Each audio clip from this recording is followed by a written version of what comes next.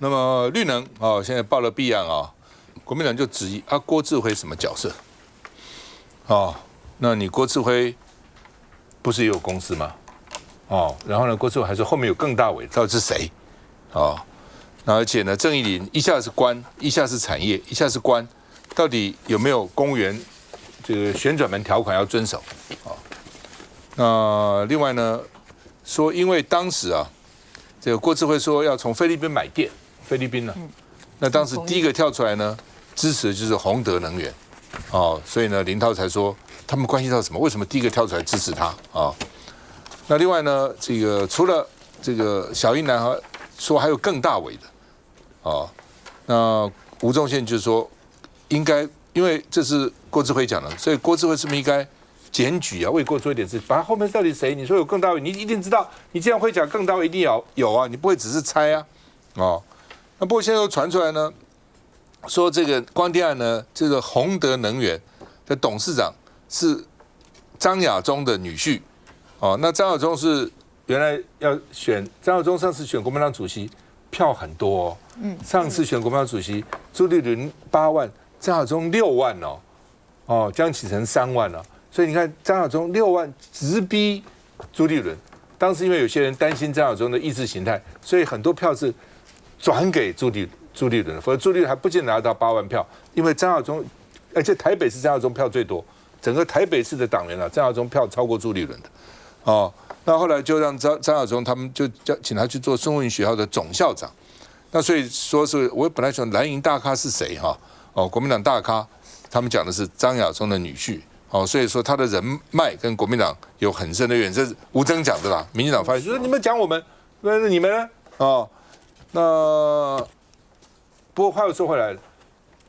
你儿子女儿都管不到，你管到你女婿吗？这也是。管了这个常被管辖太远那另外呢，蔡英文办公室说，我们不能容忍不法的行为牵涉这个有案弊案都要严办然后呢，说这个小英男孩以部长的姿态施压台电，那结果呢，台电的董事长很会，我就听不看，他说施压是形容词，施压什么形容词？施压是动词，施压怎么？你这个是不管是中文、英文、德文、法文，施压都不是一个形容词。施压这是形容词吗？动词当然是动词嘛所以呢，他说交给司法机关调查。我不懂这郑文生到底搞什么？我们看一下，是环境跟光电双赢的示范案例。透过影片记录在台南七股打造的生态绿电，如今宏德能源却爆出涉嫌行贿。前经济部绿推中心副执行长郑义麟让有着小英男孩之称的他遭羁押禁见，而蓝营更将矛头指向经济部长郭志辉，质疑他与宏德关系匪浅，甚至抢先呼应郭志辉抛出的菲律宾种绿电。这个郭志辉他身为一个主管，在他眼皮底下发生弊案，他毫无责任吗？郭志辉跟这些光电业者的关系这么紧密，难道这一点质疑他就要气噗噗出来提告吗？但是郭志辉却声明反击，称政治人物不能没有底线，意图将本人与过往绿电弊案连结，以逾越政治攻防底线，将立即收集相关证据进行维权事宜，绝不宽待。而且柯建铭的助理周轩也发文质疑宏德能源董事长谢元一其岳父就是要参选国民党主席的孙文学校总校长张亚中。那我的女儿呢，其实多年前已经透过自由恋爱，她结婚多年了，自己也有自己的家庭。那我个人呢，也从来没有过问过或参与过我女婿公司的任何事务。通常我们查弊案不会先查族谱，柯建铭的助理竟然对于业者的身家背景这么的清楚，显然非常了解个中的一个奥秘。要绿营别转移焦点，而针对小英男孩郑义麟涉嫌关说，前总统蔡英文则声明推动永续绿色能源发展极具重要性，不能容忍不肖人士借绿能发展从事不法牟利行为。施压是一个形容词嘛那它到底是一个什么样的过程？我觉得让司法机关来做比较清楚的调查。有没有施压？官说台电针对侦办中的案件，即便是台电董事长也不便置喙。亮君，我想在这一次的这个，我看一下媒体报道哦，其实，在宏德这个案子出来之后呢，我看到很多媒体的下标写小英男孩啊，但是其实呢，在过去老实说，根本没有人叫这个人叫小英男孩哦。那当然，这一次这个媒体要下这个标，当然可能是恐怕是想要去连接到说这个郑义玲呢，过去是在蔡英文时期担任绿推中心的这个副执行长哦。但是你这样的连接就要把它连接到跟小英总统有关系吗？其实我是打上一个很大的问号的。那根据当然大家去爬出说，到底这个宏德公司它的背景是什么？然后这个董事长，那大家有提到说他的岳父是张亚中等等的，所以你说到底郑义玲它的背后是谁，或者是这间公司它到底是跟蓝营比较好，还是跟绿营比较好？到现在其实大家都还是打上一个问号。然后大家都一直讲说，这个绿能的后面呢，这肯定是民进党有很多的这些在地方的势力跟利益的交换。可是实际上，我们从绿能的这些相关的司法案件看到过去其实蓝营因为绿能相关的案件而被法办的也所在多有了包含这个国民党的这个廖国栋立委的主任，然后以及像郑天才立委的执行长，还有前阵子这个判决才刚出来前云林县的议长沈荣宗涉嫌绿能弊案收贿2600万元所以我想在这个绿电的部分不管是任何人、任何一个政党想要透过绿电，然后来去不管是行贿也好，甚至是鱼肉乡民也好，我觉得这件事情是全国民众都不能忍受的。所以呢，我当然支持检调来强烈的办案，不管蓝的绿的，只要有人想要借由这样子的方式来去行贿跟压榨，都应该要强力的来搜索跟扫荡因为我们看到说。在绿电的发展里面，确实，你说台湾在整个电网的韧性上面，大家现在一直在讨论说要怎么样发电可以降低我们的碳排量，可以维护国人的健康。那同时，我们也要兼顾环境的这些环保，所以发展绿电，我并不觉得这是一个不好的事情。所以，但是如果发展绿电的过程当中，有人想要从中谋取利益，蓝的绿的都应该要严正法办。乃金，我觉得民进党大可以就是他可以现在就讲涉案的很多有蓝的有绿的。或什么的，所以呢，这怎么能够把这个账都算在这个小英的头上？怎么能够把他账算在小英男孩的头上呢？我觉得民党可以这样讲，但是我想这个民众呢，没有那么容易的被糊弄了因为很清楚，蔡英文8年的任内，绿电绿能是他主推的政策，这个没有人可以否认吧？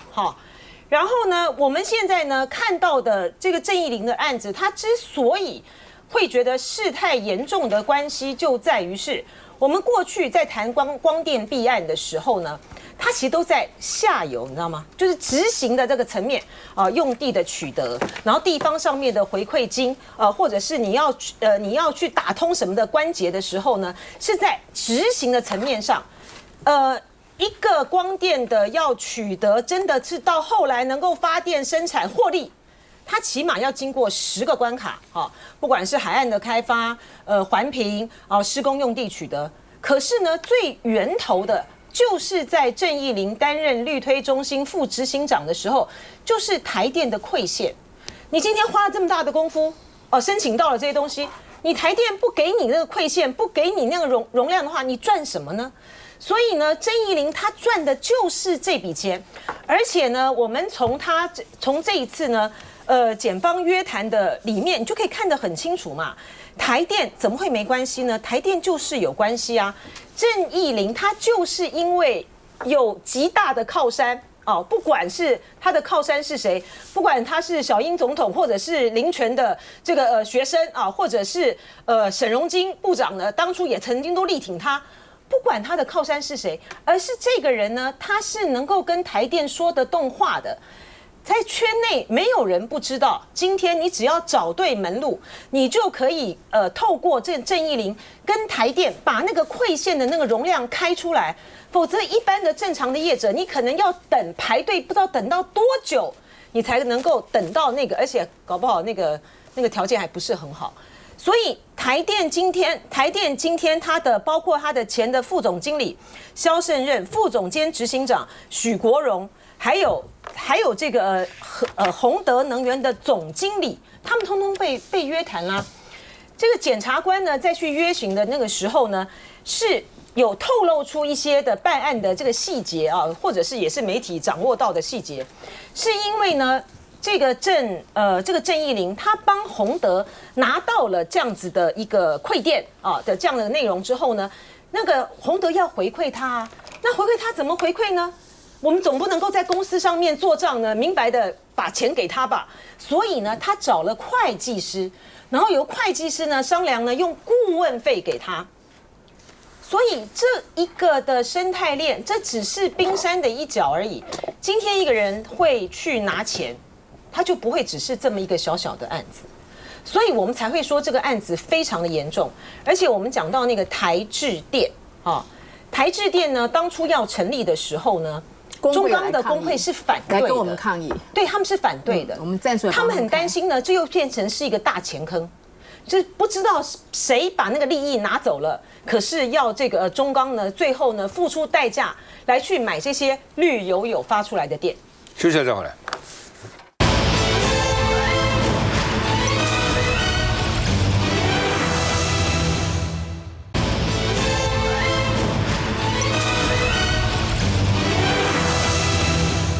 好，那么到底啊，这个背后是谁？到底知道不知道？好，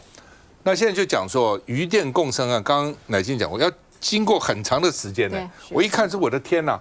，24个月啊！一般的海岸的防护计划，海岸呢，你不能破坏海啊。然后呢，这个电业执照12个月，渔业设施容许12个月，这个绿能容许最多也要12个月。你看这还8个月、6个月。当然，能不能有些可能可以同步做了？但这加起来我给他算一下，快10年了。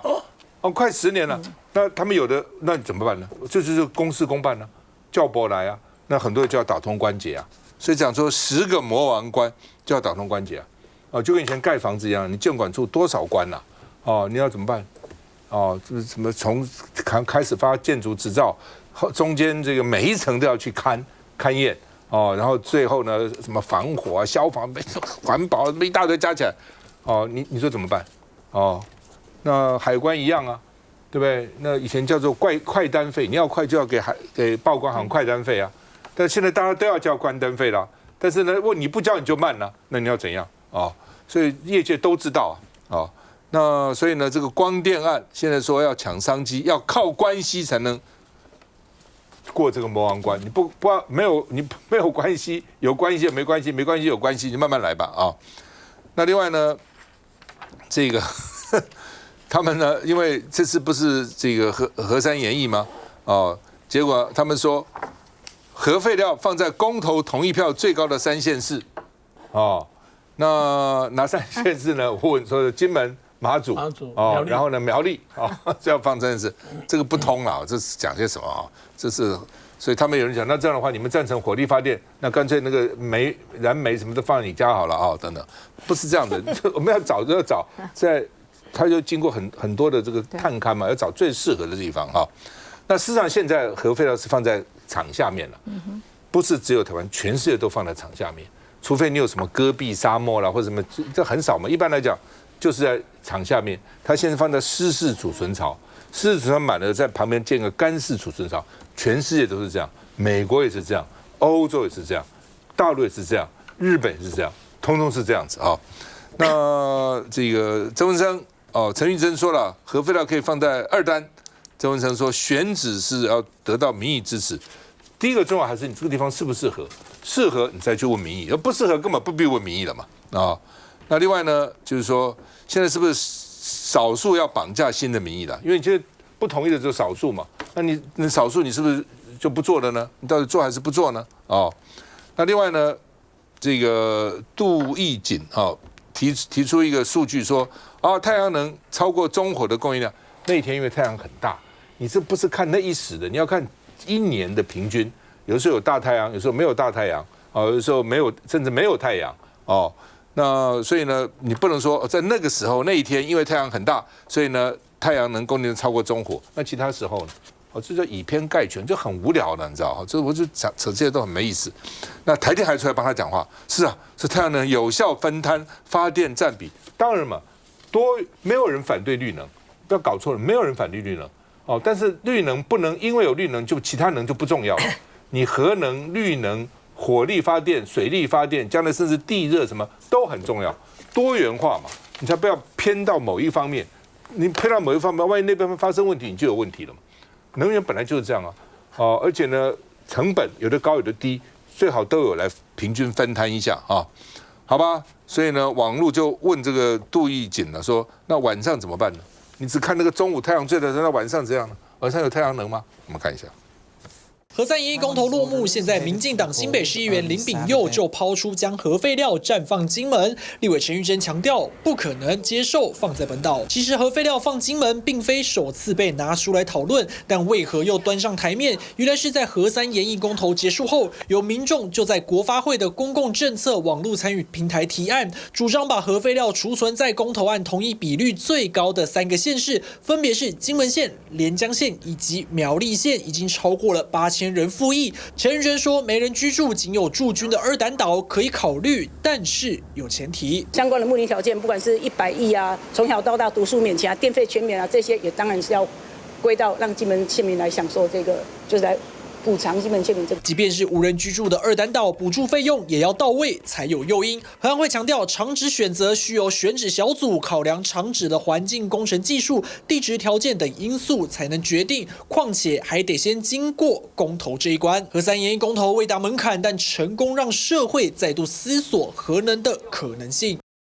我必须要说啊，因为在2018年的时候，我跟宝哥啊，还有跟曾明宗，当初我们就去这个控告这个沈荣津，还有附带的就是这个郑义玲。为什么呢？因为他们在遴选风电场的时候呢，我们就说他是黑箱，而且是太上皇，而且不受任何的监督。那时候郑义玲就被称为小英男孩，为什么？他28岁，台大经济系，完全没有任何的风电的这样一个背景，马上就可以到这样一个位置。那我记得在2018年的那个时候的4月多，在深澳拍的一个公听会的时候，就有非常多的学者专家，那时候他当执行长就质疑他的身份的问题，因为他帮我们在遴选风电场，他却帮特定的厂商去拍广告，然后整个绿推中心的网站上就只有当 Energy， 也就是我们说的沃旭的前身，只有放上那个他的这样子的一个公司。你那么多的标案，你那么多人要来遴选，你就放他，那你是什么意思？然后后来大家经过抗议之后放上去，不过呢，4月26号有人提出质疑，在4月30号这个整个的风电场一公布的时候，沃旭还是拿到第2名，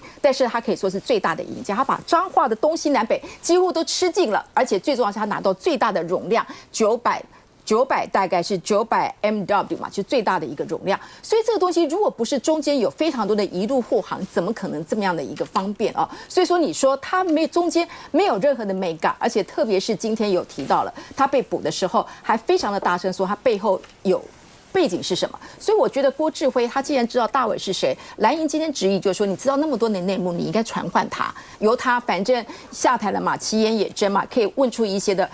部分。但是我们对这个件事情还是会有，所以我只能说，郑义宁这个人不是现在才是，他2017年的时候，甚至更早的时候，我们就对于他的身份，我只能说不是年轻不好，但是你要有专业，你要有专业，他的专业就是被受到很大的质疑。那最后我要提到你刚刚所提到，我真的最受不了就是说核废料放你家。这句话已经是过时的，而且核废料依法不是你爱放哪里就放哪里，还有一套的法律的一个程序。那我必须要直指出来，在2019年的时候，我们就告诉这个非核家园，你必须要在告诉我们一个忠诚的这个储存的地方，台电必须要承受这样子的一个所谓的责任，所以他有编经费给他。各位，我们有编经费给台电，为了这个终极储存厂的地方，有编了一套的经费，而且费用不低耶。然后呢，你竟然发现从2020年到现在已经5年了，没有开过一次会，所以并不是说如何，而是台电它没有作为，它事实上对于低阶的废料，还有包括中级储存厂，甚至在2050年最后的这个中级储存厂，你都有一段的一个规划，他就把你两手打开，说他不要就是不要。所以我们只能说这些核废料问题都只是一个借口啦。然后这些东西也不是你说前面3名就可以了，法规上是完全不可以了。我只能说台电最好的方式就是赶快启动非核小组，然后开始对于低阶核废料中程的这个部分开始做更进一步，不然的话，我们现在是要不要再编这笔经费？我也很怀疑。你不做事，我还要给你钱，然后我给你钱，你又不做事，那这笔经费到底是怎么样？所以这个东西都是我们未来这个会期当中真的要好好来审视的。我给你钱，你不做事，我3段你要骂我，休息一下再回来。